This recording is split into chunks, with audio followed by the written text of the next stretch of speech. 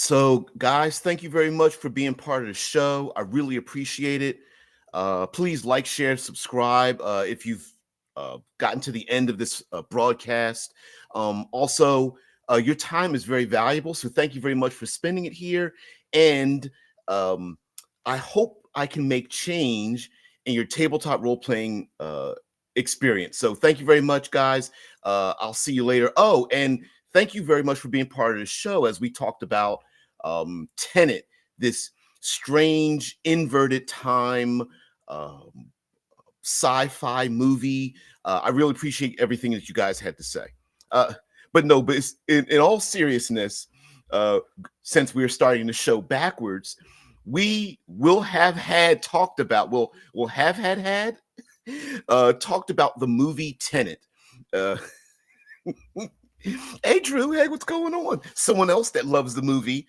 Yeah, is it April Fool's Day? I don't know. I'm just being silly.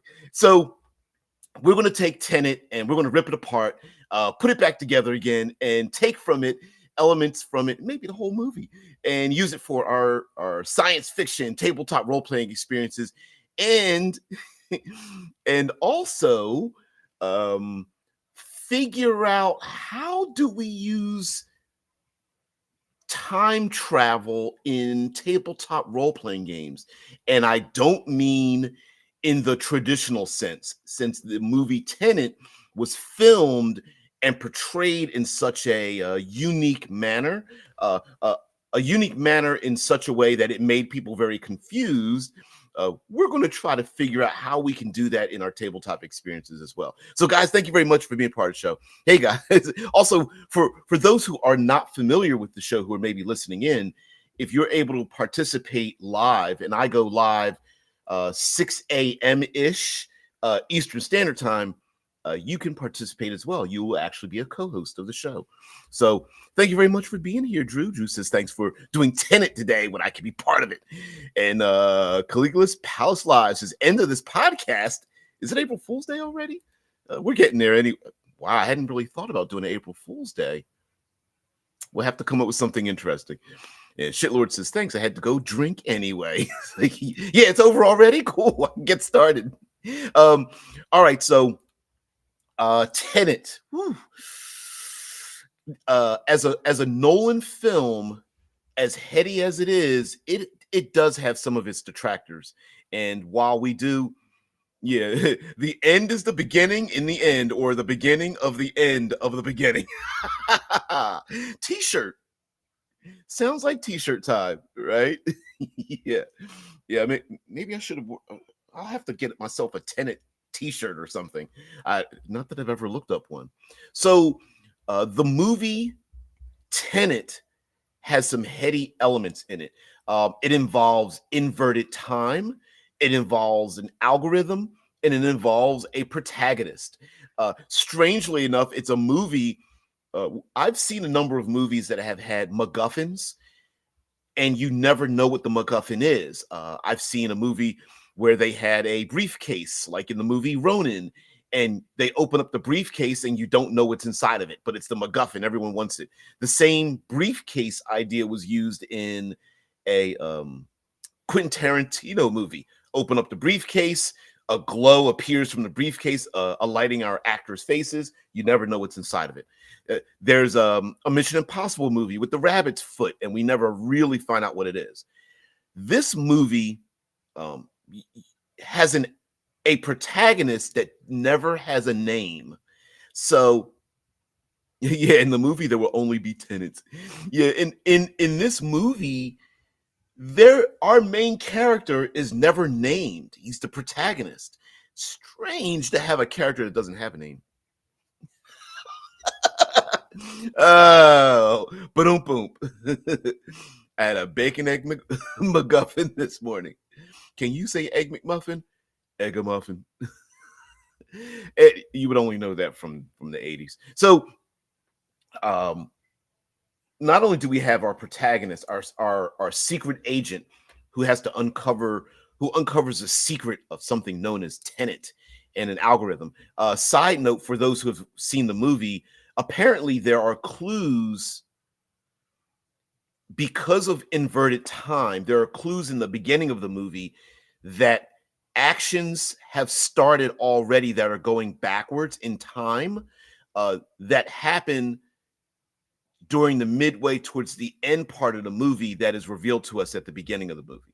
So, what is the algorithm? The algorithm is a method to invert time that is given to or exposed to our bad guy of sorts, and our you know antagonist, our big bad evil guy, wants to gather all the elements of the algorithm, just known as the algorithm. Apparently, the algorithm are pieces of metal chunks stuck together, and the algorithm can invert time. And the movie has uh, elements in it, and our character actually gets inverted in time. And inverted time are objects and or people and events that are happening in reverse time in perceptively compared to what our main characters are doing. So for example, our main character sees bullet holes in a wall, and then as the time gets inverted or the object gets inverted, that bullet removes itself from penetrating a wall and goes back into the gun that fired it. And anything in the way of that bullet gets impacted as if the bullet is going backwards with the same velocity. This effect actually has been used a number of times in other movies. The most notably and most recent one, strangely enough, was the end scene in Doctor Strange, the original the Marvel Universe Doctor Strange movie had an inverted time as uh, Doctor Strange tries to reverse time from all the horror and destruction that happens in the city that himself and uh, his best friend Wong are trying to stop this cataclysm. And one of the great things about having about the inversion is kind of cool. I won't get into the storytelling element of this and how to portray it in a tabletop game, but it lends itself to um, trying to the mystery of foreshadow. And I like the idea of the mystery of foreshadow. I'm a big proponent of foreshadowing dangers for player characters in tabletop role-playing games, meaning like you describe that there are dark clouds on the horizon, and I don't know, you feel the tingle in the back of your neck of ozone, and the animals are acting wild because there's a storm that's brewing on the horizon. That's a foreshadow for you adding in rain, thunder, winds, that kind of thing. Maybe power outages, lightning bolts, hail, that you might want to add in as like an environmental effect you want to add into your game. So if you foreshadow this event, then when the danger comes, the players are never surprised, and they may have to or may want to change their behaviors, or they might ignore it based on their behaviors. But you never surprise them. You're like, listen, I told you there was storm clouds coming. There's a chance of like I said, power outages, floods, rain putting out fires, uh, that kind of thing. Drew says, in my opinion, Tenet is the best Nolan film since for once the protagonist is not a white guy and the central woman is not an emotional hindrance to the male protagonist. You know what? Gotta admit, and actually, there's a couple of other little things in there, like for example, the actress that the and I don't remember the character's name or the actress's name. Sorry, but she's also not quote unquote stereotypically shorter than the man. She's actually visibly taller than he is. I believe um the the protagonist relatively is short compared to a lot of actors are short, and I thought that was different. Not different because it's a reality, right? I'm a relatively short guy. I think I'm like 5'5" on a good day, 5'6" maybe. And so I can be quite a few inches shorter than a lot of ladies out there, and that's just a reality. Like, why not? And of course, they hint that there's a little bit of attraction there. Why not? Um, Also, I think what was really cool in the movie um, is that we get a simple technique, filming something and then playing it backwards and then using that as a in the editorial of the movie to tell us a story about actions going forward and backwards is really interesting, because sometimes you see the end result of something, you're not sure how it got to that end result, and then it plays backwards. And I think as a storytelling element, it would be pretty interesting even to play that with like emotional or social interactions with player characters, which would be pretty interesting. There's a bit of a railroading yourself. Railroading is you know um it's like cussing at people in tabletop role-playing games. You're not going to railroad my character. But there is a little bit of like, maybe if the reward may be that if you railroad yourself, that you get a benefit or reward from doing the thing that you predicted you were going to do, and then you go ahead and do that thing. I think we can have some fun with that as well. Drew says also everybody is Robert Pattinson's Batman, but I really like this character in Tenet. So did I, and I think he is the son of that tall woman. Yes, yeah, yes. It is. The first time I saw it, I didn't get it, but by the second time I saw it, I was like, wait. I think he's the son. I really do. Yet for those, okay, this is a complete spoiler alert. Maybe that should have been one of the elements. But if we're going to take a movie and turn it into a tabletop role playing game, you find out that there are, dare I say, NPCs in this movie that our protagonist, who knows nothing about what's happening, is actually the progenitor of all the events and people in the movie. So you do, at the end of the movie, you realize this individual he's been traveling with knows who he is, has a relationship with him, and actually may be the small child that is saved by the woman that he saves, and then becomes the character that Robert Pattinson portrays. Maybe I should look this up and actually call the characters by their names, but because that would be that normally sounds smart, and I'm not very. Okay, here we go. Okay, I got it. I got it up here. Got a look Wikipedia thing. Yeah, starring John David Washington, Robert Pattinson, Elizabeth Debicki. I think it's Debicki, Dimple Kapadia, Michael Caine, and Kenneth Branagh. Of course, we got to get Michael Caine in there. If it's a Nolan film, you got to get some Michael Caine in there. But a number of something else I like in a movie, and this can be a hindrance to this movie.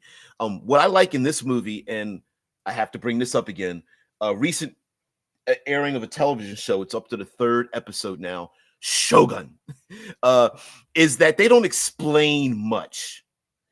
There are not a lot of words to over explain, and Nolan likes to over explain things in his movies because he has a lot of heady issues and kind of has to.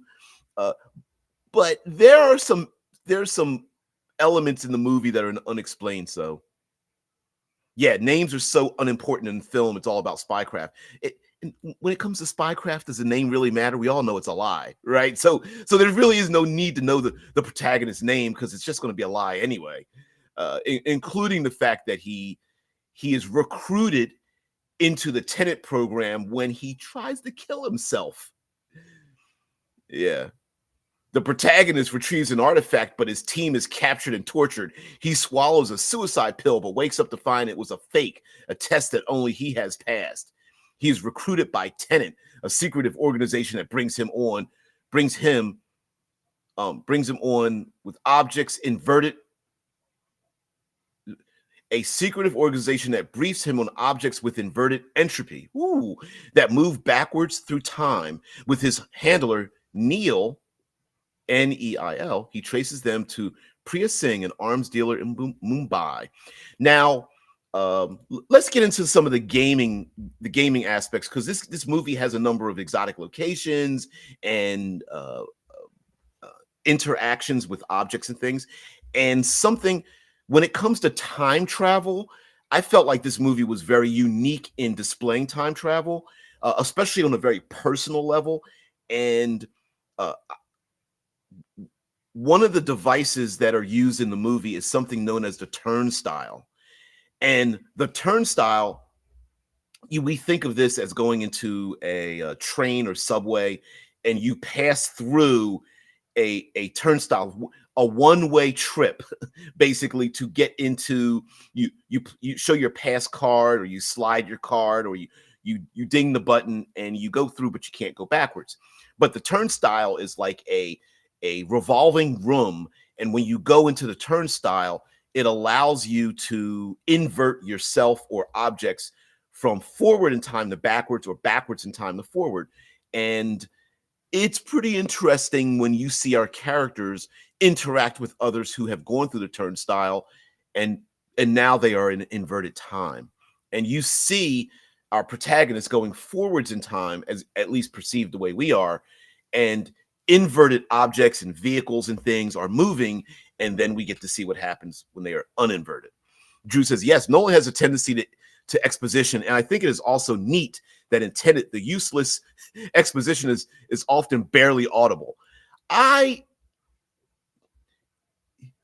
a creator, creators make choices, and I think Nolan, the reason why he muddles his audio is because he wants the visual to be more important than the audio. I feel I do say that as a creative choice, I do think it's not a very good choice. And I say that as an excellent creator, that muddling the audio. My question would be, why bother having dialogue if you're going to muddle the dialogue in the first place? Drew says technically only the entropy gets reverted, but that feels like time gets in. But it feels like time gets inverted. Yes, there's also a strange plot, and this is a crazy ass plot by the big bad evil guy, right? So we got our character Sator, Kenneth Branagh, who is huh? Hey, Taste, that is a strange but I love comment. I'll reference it in just a moment, but I'll put it up here. The the idea that our big bad evil guy Sator is actually a pawn by agents in the future where time ends, and they are going backwards in time, and in so doing trying to eliminate all the forward motion of time so that they can either take over the past and go backwards, or destroy time. You're never quite sure. Sator almost doesn't care that time will be unraveled and destroyed if it's about to happen.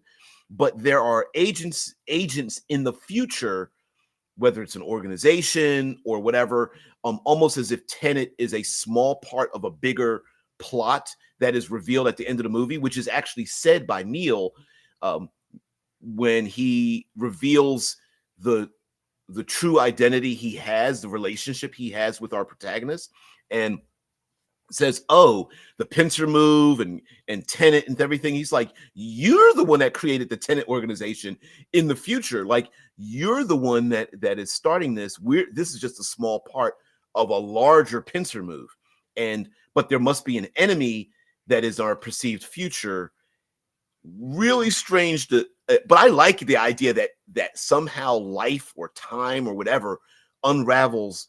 There's an end point in time, and the people that are there are like, no, no, no, no, no, we're going to go backwards, and we're going to eliminate all of society as we travel backwards in time or something. Yeah, the happy International Vampire, is it Vampirist Day, or is it Vampires Day? Drew says the funny thing, the International Women's Day is in Berlin, a holiday, and thus I have the whole day off. Oh, sweet. That's awesome. That I didn't know that you got days off. We have political holidays here in the States. So other than Christmas, I guess Thanksgiving is political. Uh, most the other holidays that we have off here are known as political holidays. They are either military, political, um, like a voting kind of thing. Yeah, like Memorial Day, President's Day, Veterans Day, things like that. Thanksgiving, I guess, would be political, the beginning of a politics, as the states were settled, the country was settled, that kind of thing. Christmas is the only one that isn't. But uh, so, how do we portray anything? Yeah, in Berlin. Hey, I see the connection. Yep. What symbol is that? Oh, I see. There it is. I see the symbol. Let me see if it shows up. I see the emoji. You can kind of see it if you take a really good the hammer sickle. At least that's what it looks like from my end. Uh, so how do we portray mechanically or at least narratively anything from Tenet? And when I say oh yeah, Shice is like, yeah, political holidays from the Soviet Union. You're going to have this holiday or else, right? Yeah. Um, so how do we portray this in a tabletop role playing game? So, like I said, Tenet isn't the only movie that did this. Doctor Strange, Doctor Strange's inaugural movie, his origin, displays this at the end of the movie. I guarantee you this has been done before. I just can't remember. I cannot remember how it was done before, but yeah. Hey, a day off is a day off. I'm with you on that one, which I find so funny that people there are literally people in this country that were like upset that Juneteenth became a political holiday, which I'm like, not only does that sound suspiciously racist, not wanting to have not wanting to have a day off, but people forget that during Independence Day, the fist, middle finger to Europe that we're free and this country's free. My people were still enslaved. That wasn't our Independence Day. Our Independence Day was Juneteenth. So, yep. Drew says Berlin had the least holidays in Germany, since most federal states have more religious holidays, and thus Berlin thought we are better and not so chauvinistic and have a proper holiday. Okay, all right. Mm-mm-mm. The argument of holidays. I wonder if one day we could get to the point where there's more holidays than working days and still have a functioning society. That'd be awesome. You guys. Well, thank you guys for being here, and I hope you have a great holiday as well. Now, um, what I like or what we could use about time travel, again, let me go back to the mystery of foreshadow. I don't know if that's a real word, but I'm using it anyway. The mystery of foreshadow is and I think we could have some fun. And honestly, I actually was thinking about designing a tabletop role-playing game based around like time travel agents moving through, around, and in and inverted time and things like that, and then playing with time. That the time travel, the mystery of foreshadow would be that the players are exposed to one or more aftermaths of something happening. And then I'm with you, Drew. Drew said, yes, let the robots work and give the humans holiday every day, until the robots are like, where's our holiday? Yeah, there you go, Taste. Yeah, every day will be a holiday till the AI overlords take over. And then the AI overlords are like, you're gonna be our slaves because we get the holiday. You're gonna slather that hydraulic fluid and lubricate our joints. Yeah, you apply the lubrication. Stupid meat human. Damn meat bags full of fluid. Anyway, so here's an example of the mystery of foreshadow that you can have fun with. So describe to the players their environment and the aftermaths of something happening. So, for example, let's take this modern day. They're in a city street. The city street is cracked. Bridges have fallen. There's buildings burning, but the flame is burning backwards. There are people. Tears are draining from the ground and their shirt up into their face as they run backwards, and slowly a number of automobiles that have flipped over and their dead bodies start moving backwards as people slowly move through the air back into the automobiles that are now flipping over, right-siding themselves. Glass that has shattered is slowly moving back into the walls. Now, what the hell happened, we don't know, but the mystery of the foreshadow could be, was this an earthquake? Yeah, they will keep us as brains in a jar and we'll never have to work again. Yeah, completely protected with you listen, Taste. There's going to be diodes in our exposed brains so that we live in a VR world. So don't forget that. You know, I want my jar next to the window so I can have some sunlight while my pleasure centers are activated in my brain jar. That's what I want. Mm-mm-mm. Little little peeling label that used to be mayonnaise. But something else that could happen, for example, let's say there was a train wreck and the players are like investigating a train wreck and it goes backwards or something, and the players have to move and dodge and figure out how not to get, for example, let's go back to the earthquake. Sorry, let me not leave the earthquake yet. So the players may have to jump across this giant crevice, the fissure that's in the middle of the street, but the fissure might be closing up. So it may be easier to jump across the fissure as it closes up and the cars go back up onto the bridge, and the burning building is not on fire as much, but you could get trapped in a wall or trapped down in that fissure if someone gets, or the PC might kick somebody in the chest and knock them down in that fissure. A player character could get trapped in the glass of a window of a car as the car moves its way back up onto the bridge and goes backwards because the bridge is now getting uncollapsed or something like that.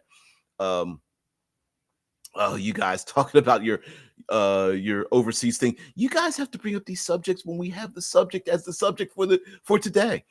I think something else that could be done is for Drew's Drew and Fuzz's point. Not only can we have a lot of environmental action, cars moving backwards, electrical lines that are they're dangerous and the PCs could get electrocuted, but then the electrical lines start to weave themselves back up into their pre-destroyed notion, but then maybe someone can get wrapped up in the cables or whatever.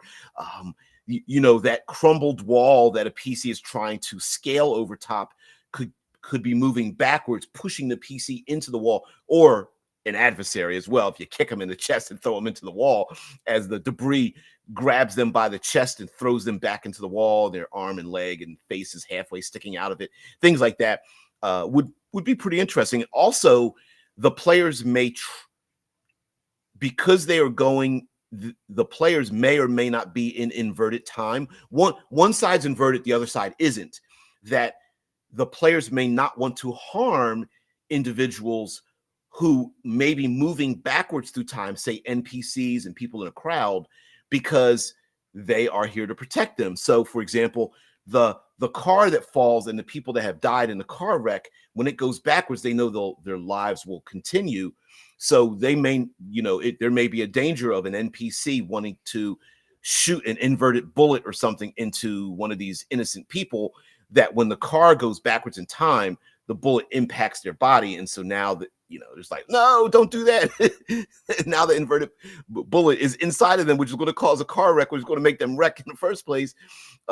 Also, the players it may be necessary to invert time because maybe a great cataclysm has happened and they want to reverse time as time agents to ensure that the many thousands of people that died or whatever in this cataclysm do survive into the future. The players may be going backwards or have inverted themselves backwards to go after bad guys. There's also things we can do with time travel, for example, slowing time down or time stasis. So an example would be maybe players, let me go to that derailed train idea.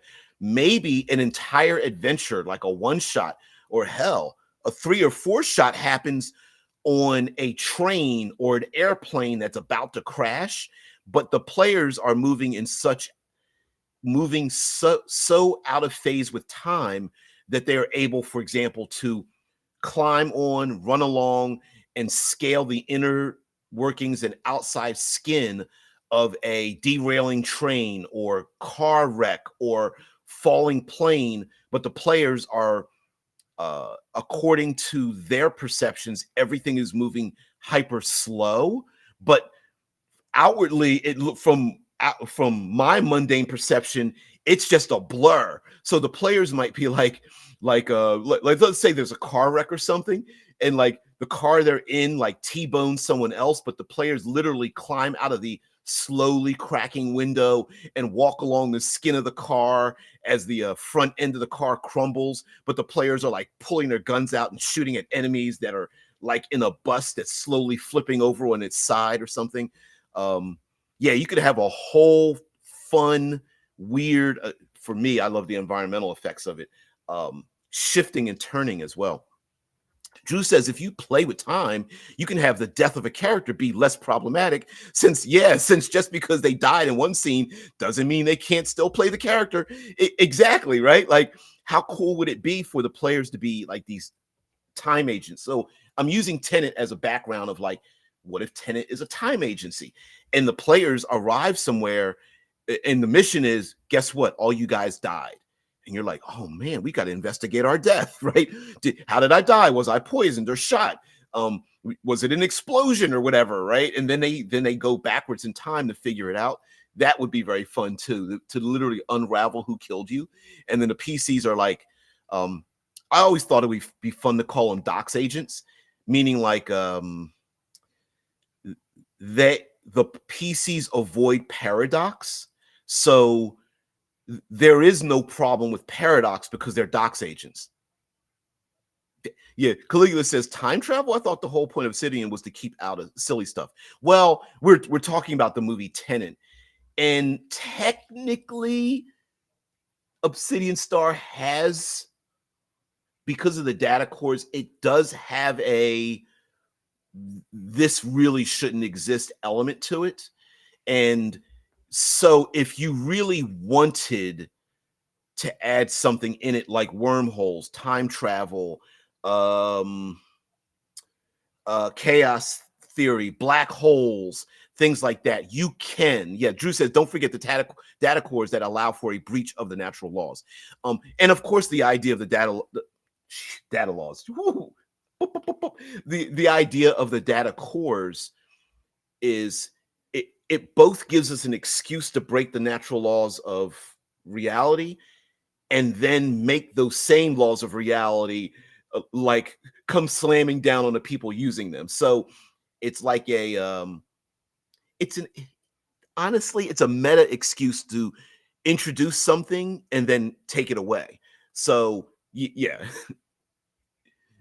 Death, the sweet release from the prison called like, that's dark. Come on, Drew. That's very dark. Yeah, less shitlords is like less problematic when you're talking about time travel. Yeah. Yeah, life is a mission where everybody dies. Ouch. You guys, wow. Wow, the one-liners. Woof. Life is a mission where everybody dies. Death, the sweet release from a prison. The real mission is the afterlife. I also think it would be kind of cool to, for example, using time travel for like social interactions. Imagine the players have, okay, how do I describe this? An NPC has a reaction that the players don't understand because they have to, in reverse, interact with the NPC because it's their fault they came to that conclusion. An example would be maybe an NPC hates the player characters or is helpful, or that NPC is distraught, or that NPC becomes a turncoat or whatever. And playing that event backwards, the players discover what events happened to the NPC to make them behave in the way that they did. So instead of so the equation goes backwards. Instead of interaction first, result at the end. You get the result first, and then the PCs are like, okay, what transpired to make that result? So then they act out the thing that happened. And I think one reward could be this is let me go back to the rewarding yourself for railroading yourself. I'm not exactly sure where I heard this, and I swear there's a role-playing game that does this already. But you get rewarded by writing down an event that takes place that's going to happen in the future, and you get points for having that thing happen. So let me give you a simple example. The players write down 3 very minor, easy things to happen, 2 semi-complicated, and 1 extremely complicated thing. And if they do those things, they get a fate point, a hero point, moxie, in inspiration, whatever meta currency you have for your game. For example, the player goes, they write down, drink a cup of coffee, buy a new jacket, and rent a car. So those are 3 simple things. And then as the game progresses, the player goes to a coffee shop or finds a coffee shop and then buys a cup of coffee. And then they get a point for railroading themselves into the timeline because they know this thing is going to happen. And the less they disrupt the timeline, the easier it is for them to navigate, i.e., they get the meta currency. Then something slightly more complicated would be stopping someone from stepping off a curb into the street to get hit by a car, or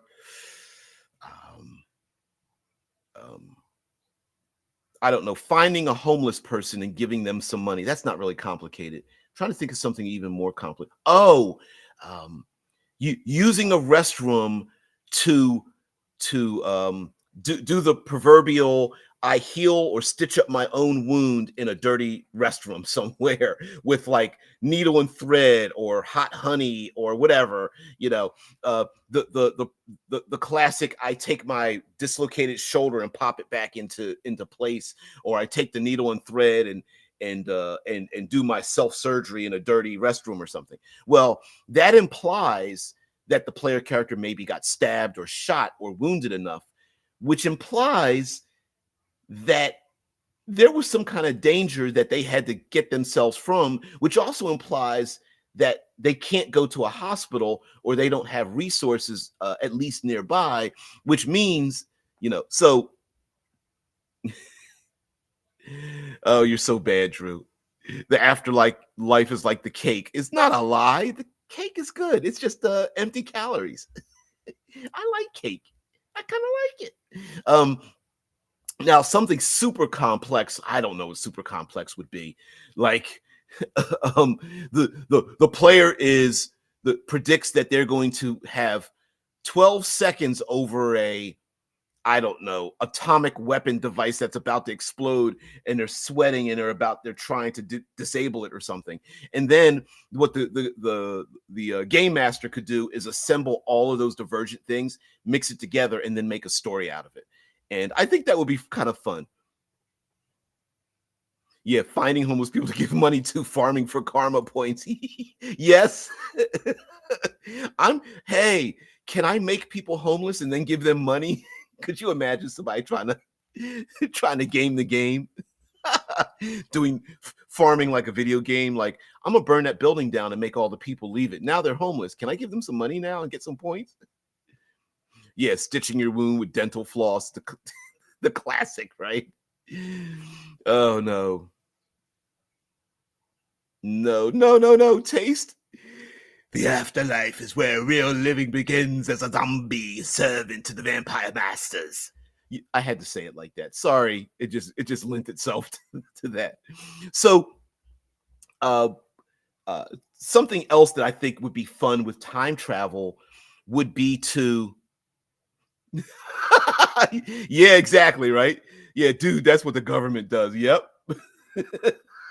You're gonna turn into a zombie to serve the zombie, to serve the vampire masters. You just cubicle. So something else that could be fun with time travel would be to how do I explain this? Not well. First of all, we've got Groundhog Day. So the classic reliving the same moment over and over again, and this has been portrayed in a number of movies. Groundhog Day being one of the most famous and comedic, but replaying the same thing over and over again. Source Code is yet another type of time travel, which I'm going to also involve secret agencies and time travel. But the players, there's a Denzel movie as well, and I want to say it's called Out of Time. Not sure if that's it, but the player characters may have to stop a great cataclysm. I love the word cataclysm, and making people homeless so you can give them money to farm some karma points to succeed. That would be ridiculous, and I know players would do that. I know a player that would do that, just to get on my nerves. But yeah, the using the same event, for example, the classic, a bomb goes off, and bad guys make bombs go off, or they launch nuclear weapons, or a virus is spread, and then the players keep reliving the same event over and over again. There was a Taye Diggs show called Daybreak, and he kept reliving the same day over and over again. The only thing that remained the same, of course, was his memory. And if he got injured in one day, he would wake up the next day with the injury. So that also took away the, I can keep dying and keep coming back idea. So, for example, let's say the bomb goes off, the PCs are there, they wake up again and they go, oh, shoot, the weapon went off. We need to stop it. And every time they try to do different things, the bomb goes off, the bomb goes off, the bomb goes off. So they get closer and closer to solving the situation. What's the movie? Tom Cruise movie? Live, Die, Repeat, End of Tomorrow, All You Need Is Kill thing. Yeah, that's also an idea of where it's like you keep dying over and over again, and time travel, you can go back and try to fix it and such. A variation of that, of a time travel style story, and I'm going to relate this to Obsidian Star because I'm designing this to make it a little bit more grounded. One way of doing this also would be the players go to different timelines of portraying themselves, but each timeline has them in a different position. So the PCs are like docs agents. They're like paradox agents.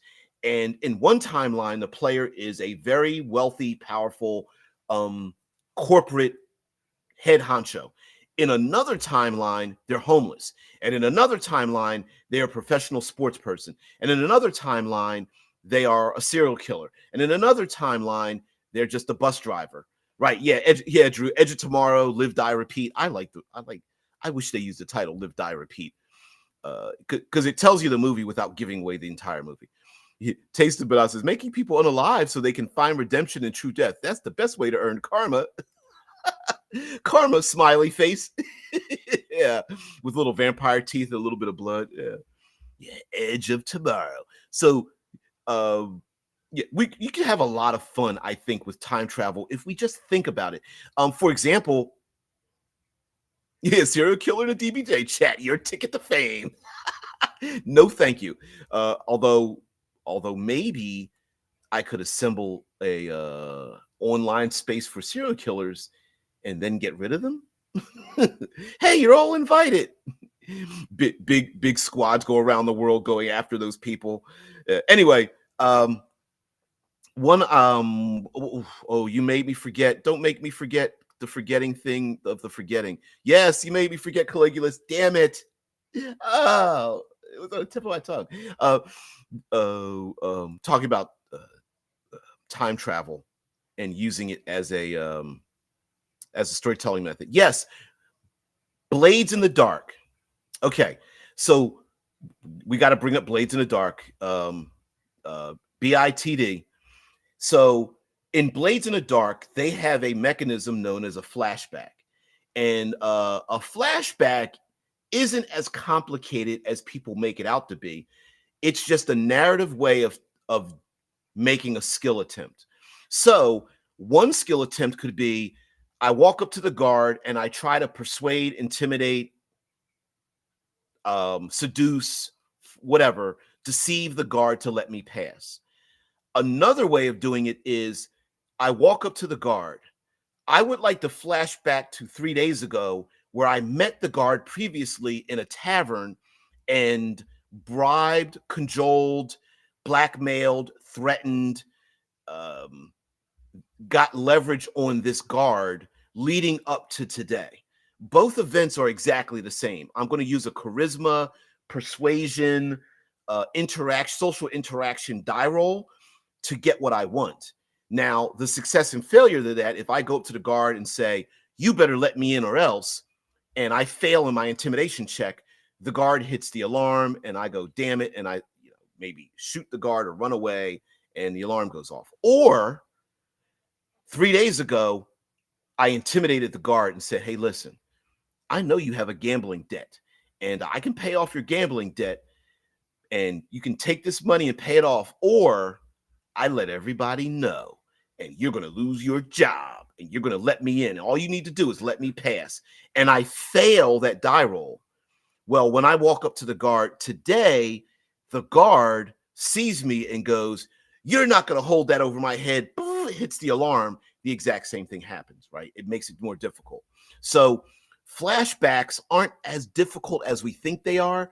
The only problem with flashbacks are players who want to abuse the flashback, meaning like, oh, I already put 8 automatic weapons in the closet before I got there kind of thing, which could be a real thing, right? Like it's the guards pat me down and I don't have a weapon, but 3 days before that, I snuck them in already with a duffel bag full of weapons and I stuck it in a closet.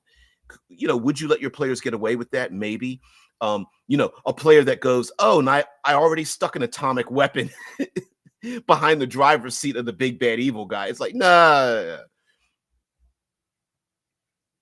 Yeah, I used my flashback to this morning when I packed my flashbang grenade. Yeah, and now mind you, some of that you can hand wave and go, listen, if you were supposed to already have it, then portraying a flashback where you prepared yourself to have already had it, then we're just going to let it go, right? Like if you're a special agent, for honestly, it sounds like a really cool thing that I let a player character get away with. It's like, oh, I don't have a weapon on me because I stuck them in the potted plants of the hotel 3 days beforehand. You know what I mean? That's kind of cool. That's like a cool ass aspect, right? I stuck it behind the toilet in the restroom, or the drop ceiling. I stuck the gold bar up in the drop ceiling or whatever. Yeah. Yeah, Drew says having the weapon already on location is pretty much how The Godfather did it. Yep, walked in, went to the restroom, pulled the weapon from behind the lavatory, and then used that weapon, even though we walked into the place without one. And using flashbacks, I think, as a storytelling tool is cool. And just me talking about how to use different elements for time travel, I was like, I wonder if you could make a role-playing game adding all this together, which is like, I was like, I'd love to make like a Docs Agent, time travel game. There are other things I think would be kind of fun to give players time travel powers. So, and I know this is far flung beyond Obsidian Star, but giving players time travel powers, like for example, the player that gets shot maybe has like a one and done where they're able to like tap their watch or activate a thing, or they mentally, they do the 2 fingers on the temple, showing that they're using their powers to, the bullet hole or the arrow or the piece of shrapnel that pierced their body in a localized time, it goes backwards and the thing comes out of their body and they heal from that thing.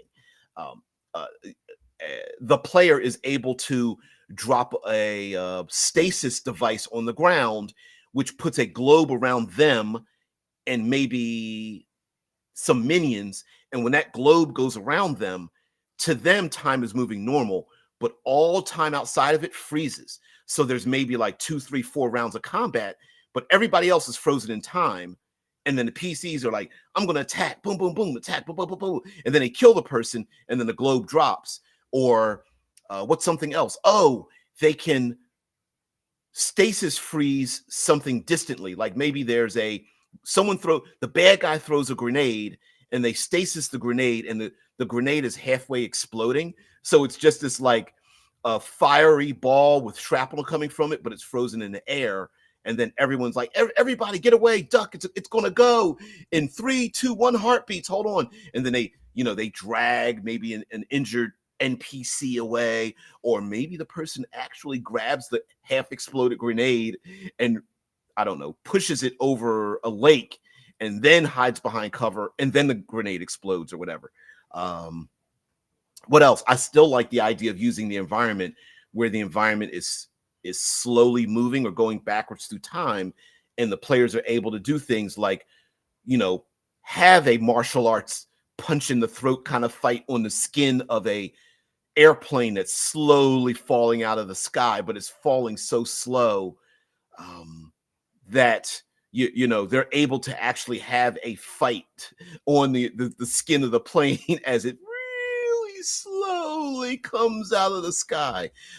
Something similarly happened in the Doctor Strange movie, where a single moment of time is extended out to eternity when Doctor Strange talks with the Ancient One, and there's like a helicopter and a bolt of lightning in the background, and the helicopter blades are like barely moving in the air, and the bolt of lightning is slowly arcing out of the sky and coming to the ground, which for some reason, isn't it true that lightning actually goes from the ground up, but the light we see coming from the sky down, something like that. But anyway, the bolt of lightning is slowly moving through the air, which would be kind of cool to have a run and gun fight, and someone kicks the bad guy in the chest and kicks them into the bolt of lightning that's just about to strike the ground because it's moving so slow. But there's many other things. Like, for example, maybe a player character could break a lock by withering it, by aging the iron steel lock 5,000 years or something, till it corrodes or whatever. Or they put their hand on a wall and it goes backwards in time, and the bricks and cinder block unbuilt themselves off of the wall back into its component parts, right? It builds itself into a stack of bricks that got built there, brought there, and then the bricks break down into whatever bricks are made out of. I don't know, clay or I don't know. So how the hell does this relate to a more grounded science fiction experience? Well, one way of doing this could be in virtual reality. So a virtual reality space could be made to play through an event over and over again until it's solved. There's a short story about this where a number of soldiers are put into a VR. They don't know they're in VR. They live out their experiences in war, and the end result of what happens in the VR is how the nations disseminate what happens at war. So the war happens in VR, and it feels real for the people participating in it, but no real damage happens in the outworld. Just the countries outside go, you know what? Yeah, this is probably how it's going to turn out, so we give up, which is kind of strange. Yeah, having a weapon at every location, that's the American way. You're not right. You're not wrong. You're so right because you're not wrong. Not as prolific as people think it is, but yeah, when you can buy firearms at Walmart, it's pretty crazy. I wish I could show you the gun section of a store I went to in Texas. I mean, it was crazy huge. They had everything. So it was hilarious. Yeah, I know people who are not from the United States are just like, wow. It's like, yeah, it's just convenient logistics. That's it. It's like, yeah, I mean, come on. Why not have a firearm in every place you can go? I mean, come on. You know, it's like it's a proverbial break the glass kind of thing, which, you know what? I think it's going to come to the point where it might be like that, except for the fact that everybody thinks they're the hero of their own story. You know my point, and everyone's the villain and everyone else's. Just to remind you about getting those lyrics done. So, um, other than virtual reality, how could we have time travel in our own far more realistic, more stable tabletop role playing experience? Well, again, in Obsidian Star, tabletop role playing game I'm trying to work on right now, one element of that is just basically do a one and done. Maybe a bad guy has some kind of fringe technology and something cataclysmic happens, and there's one opportunity to ensure that, I don't know, Deimos, the moon of Mars, doesn't slam into the planet and, kill millions of people and destroy, throw it off its orbit and blah, blah, blah. And the PCs have one opportunity to allow that thing to happen. Also, yeah. Hey, the Germans will let you have a muzzle loader at least. Yeah, it's pretty. Here in the States, it's pretty wild. It's pretty there. It's not everywhere. It's just certain locations, and it can be pretty wild. Besides the fact that the vast majority of weapons are owned by a limited population, so it's not one-to-one. For those of you guys that are part of the show or that are overseas that partake in the show, it's here in the States. It's not a gun for everybody. It's not like that. Actually, how it really works is people who are collectors own more than other people. So it's not one-to-one. It's none. No one has one. And then one person owns like 16 of them. It's that kind of thing. Deimos, the Lich in the AD&D arcade game, and the moon, and the moon. And I believe a Greek god or goddess. Is it a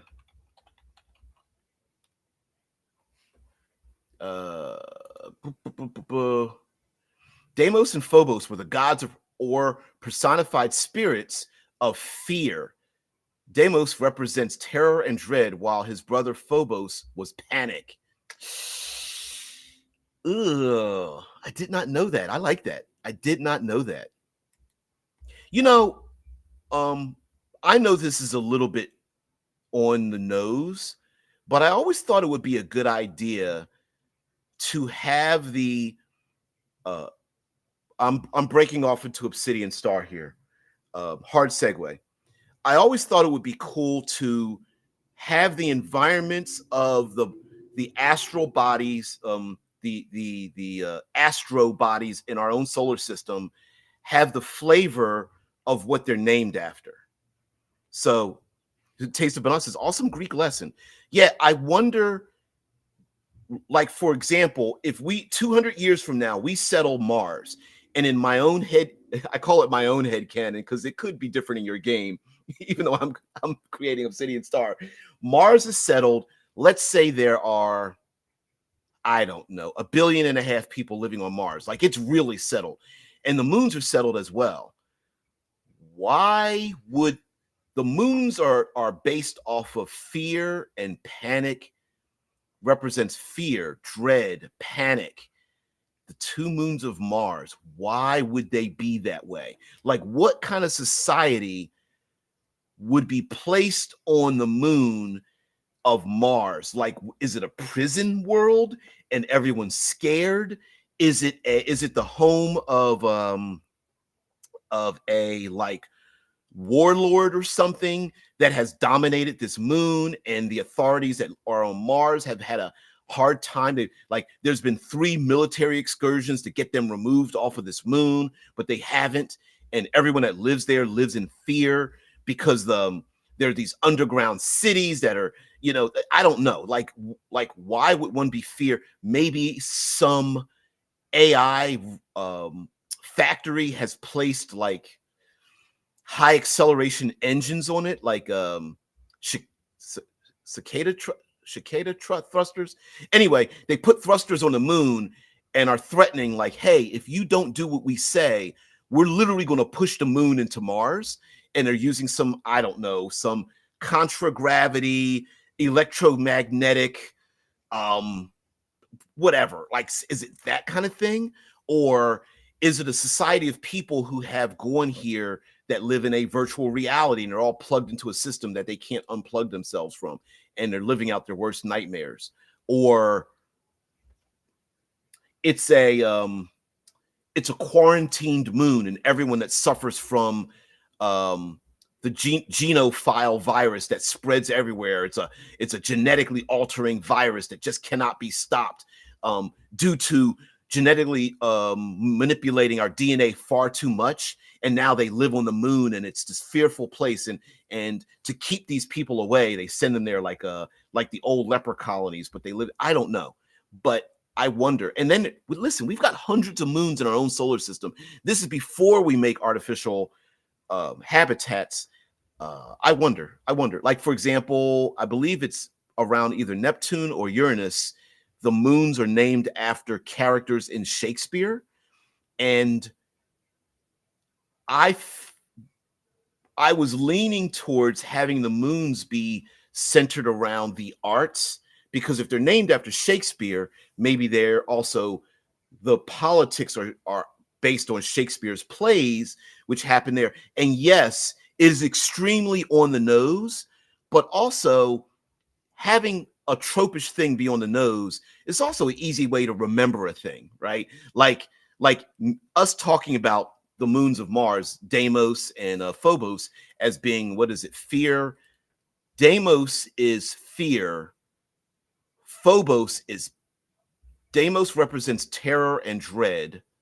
Phobos is panic, and they are both gods or personified spirits of fear together. So terror and dread, and the other one's panic. How to differentiate the two? What's the story? Deimos and Phobos were the gods or personified spirits of fear. They were sons of the war god Ares, who accompanied their father in the battle, driving his chariot and spreading fear in his wake. So I could see something militaristic being part of the moons. Maybe one moon is a military base that trains soldiers in sadistic manners, and the other moon is a stockpile of weapons. Yeah, Deimos and Phobos, a dynamic duo. Yep. Gotta have some like really cool like 80s music, and like they have to run and then stop and freeze frame themselves, jumping through the air. You know, one an older gentleman, the other one a young boy, taken under his ward. We never thought about it before, but Batman, yeah, a little problematic, little bit of problematic thing. Same thing with you there, Wolverine. Yeah, I'm talking about Wolverine. Always got some young child right up under his arm. I know that sounds bad because the characters aren't really like that, but it does bring. I think in real life it would be funny because people would go, "Why does Batman run around with a small child?" I mean, I wouldn't say it to his face, but really. So, guys, hey, creatives, community, and kind folks, welcome to RPG with DBJ. Thank you very much for being here, and welcome to the show. Today we're going to talk about Tenet and some ways that we can use Tenet in our tabletop role-playing experience. So, guys, if you want to be part of the show, come here 6 a.m. Eastern Standard Time, and you too could be a co-host of the show. So, guys, let's introduce and figure out who is here with us. Hello, everyone in the chat. Thank you very much for being here. Let's get this show started about Tenet. Guys, I'm just being silly as shit. So, guys, have a great one. Thank you very much for being here. Yeah, I'm so excited for the show today. Exactly. Go backwards, right? Yeah, this is where it all ends at the beginning. Yeah, taking it backwards. Also, sorry, side note, talk about the railroad. Could you imagine have every player write down something like not a secret, but like a devastation, like, hey, if you failed a mission, what would happen? Write it down on like 3x5 cards or something. Everybody puts it in secretly. You mix it up. You say what happens, right? Whatever the cataclysm is. I use the word again, and then you play the game backwards to uncover how the thing happened. The players might actually be the cause of the thing having happened in the first place, but they didn't know that they were the cause of it because we're running the thing backwards. Let's go back to the nuke or virus or moon falls into the planet, and the players one day you're playing with your tabletop game, and you're like, oh, we're going to just go to the moon and whatever, and you're like, okay. The next game you say, horror spreads across the galaxy as 75% of Mars is shattered into the galaxy, our solar system, as the moon Phobos smashed into it, and now debris is spreading everywhere. Gravity is being shifted across all the other planets, and the PCs are like, what the hell what? When did that happen? And you're like, no, it already happened. It's been like 3 weeks. And they're like, what? Yeah. Good morning, everyone. Good morning. Hello, everyone. Hi, how are you? Yeah. Well, hello again, creators, community, and kind folks. Welcome to RPG with DBJ. I am your host, DBJ. Welcome to the show. Bye.